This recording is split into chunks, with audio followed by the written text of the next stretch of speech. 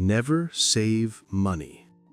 That was the advice my grandfather once gave me, and today I'll share his story with you. A long time ago, back in the 1950s in the fields of Texas, there lived a man everyone knew as lazy. It wasn't that he worked occasionally. He never worked at all. People often found him sitting under the shade of a mesquite tree on an old wooden chair, staring into the horizon. His hand scratched his beard while his mouth never stopped talking about businesses he would never start. "One day I'll open a store," he said. "Another day I'll buy land, raise cattle, make money without breaking a sweat." But that day never came.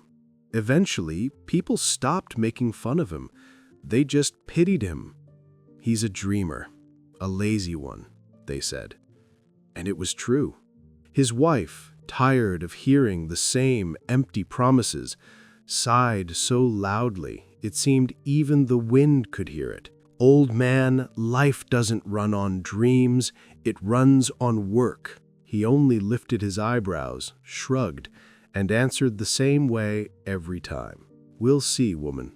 Someday I'll figure it out." But days turned into years, and the only thing that grew was their hunger. One night, their grandson, a barefoot boy with big eyes, asked for bread. The grandmother opened the pantry, empty, as bare as a chewed bone. The old man lowered his gaze, unable to swallow his excuses. His dreams could not feed a child. That night, he didn't sleep. The next morning, defeated, he did the one thing he had always despised. He went to work as a day laborer in the cotton fields. The change was brutal. From sitting in the shade, he now bent under the burning sun. His soft hands blistered, his back bent, his legs trembled, every muscle burned to the bone.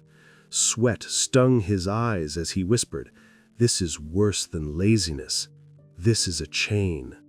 At night, he came home broken, aged 20 years in a single day. His wife gave him a plate of beans and 2 tortillas, never 3. His grandson hugged him and asked, "What did they give you, Grandpa?" The old man pulled out his paycheck, staring at it as if searching for hidden letters, and muttered, "It's little, boy, but it's something." That money vanished at the village store. Old debts, taxes, medicine for his wife, a small sack of corn, beans, cheap coffee, sugar, if possible. By the time he returned home, only a few coins jingled in his pocket. His grandson would line them up on the table, count them with his fingers, and whisper, "Is this all that's left?" The old man pressed his lips. This and nothing more. Time passed. The checks came, the checks went. The roof still leaked, and debt hung over them like a shadow that never moved.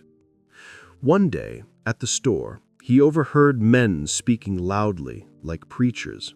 "The secret is to save. Whoever saves will always have." Those words buzzed in his mind.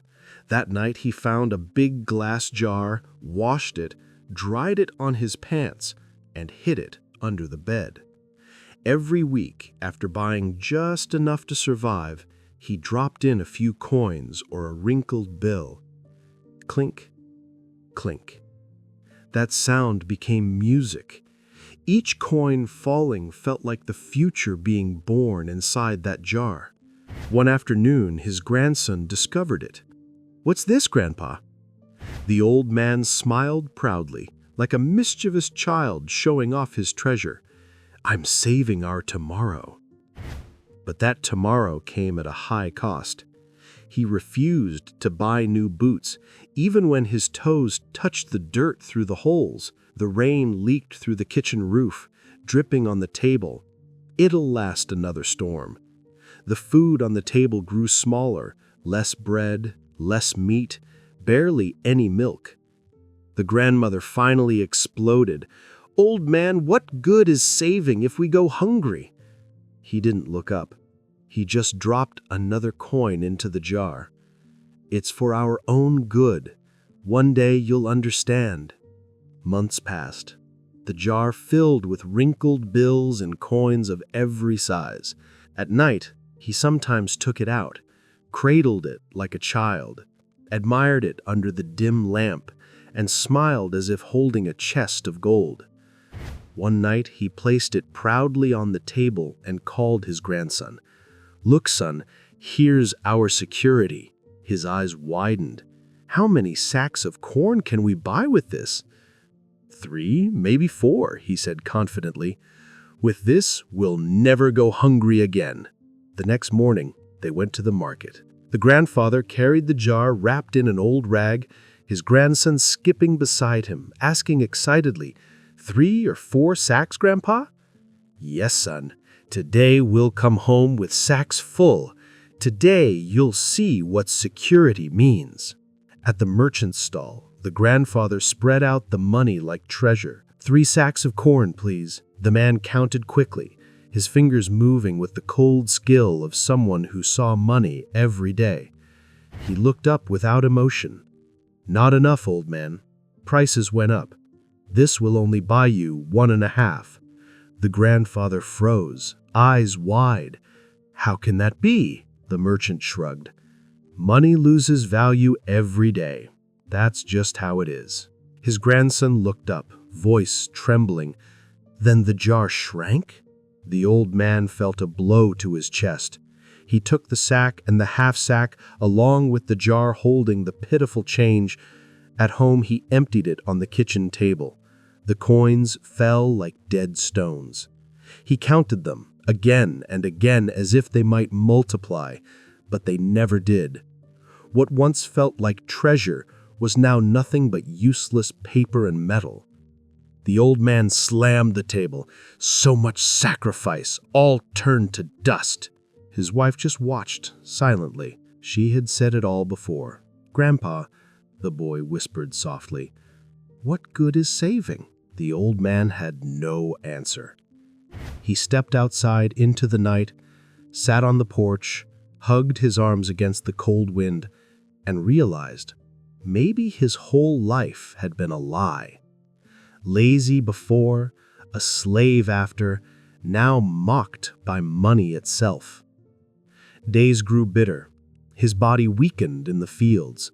At home, food grew scarcer. His wife coughed at night, and his grandson's hungry eyes pierced him like knives.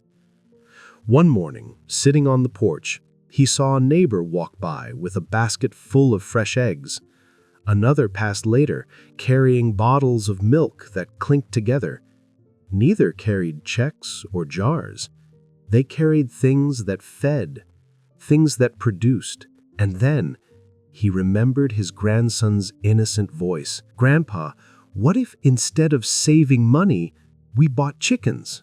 At the time, he dismissed it as childish nonsense. But now, it sounded like light in the darkness.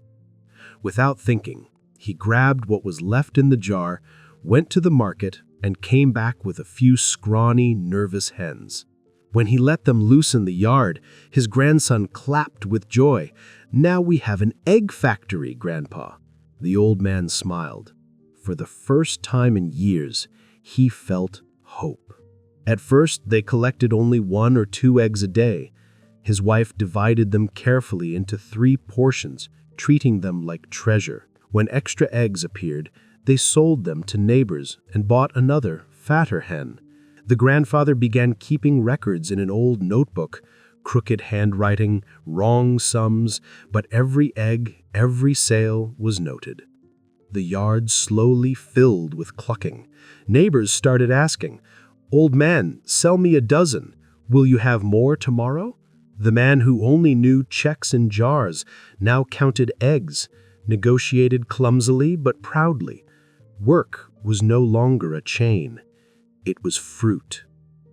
One evening, holding an egg in his hand, he called his grandson. "This is worth more than a jar full of bills, because this feeds, it multiplies, and it never loses its value. Saved money dies, but if you make it produce, your table will never be empty. His grandson hugged him tightly. Then, you're not lazy anymore, Grandpa. With tears in his eyes, he held him close. No, son. I've learned that laziness and dead savings lead to the same place.